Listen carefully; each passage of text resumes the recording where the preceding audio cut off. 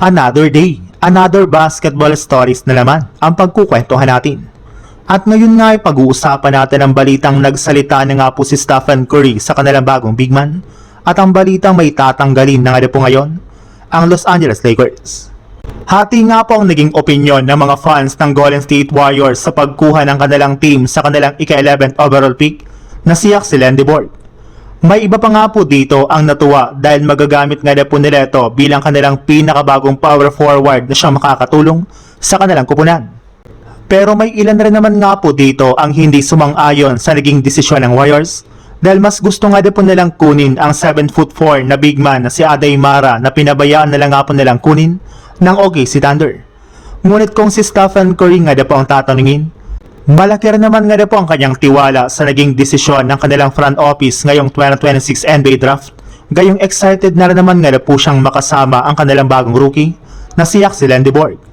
Inamin nga po nito na sobra nga po siyang humahanga sa talento nito since ilang beses na nga po niya itong pinanood sa college basketball ng mga nagdaang buwan.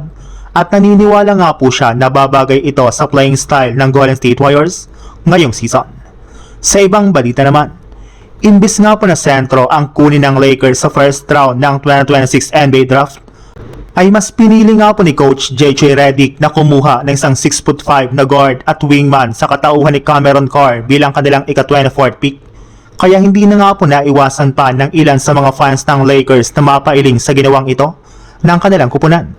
Napakadami rin naman nga po silang guard at wingman, bakit ito pa ang kanilang kinuha? At kasabay nga po ng pagkakakuha nila kay Cameron Carr ay mapipilitan pa nga po ang kanilang team na magtanggal ng ilan sa kanilang mga players.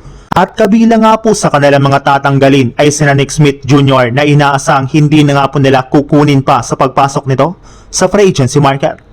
Wala rin naman nga pong ibang pagpipilian ngayon ang kanilang front office kundi i-trade na rin sina Jake LaRavia at maging si Dalton Kenneth upang sa ganon ay mapagtuunan nga po nila ng pansin si Cameron Carr at mabigyan nila ito ng sapat na playing time sa kanilang mga darating na laro sa susunod na season.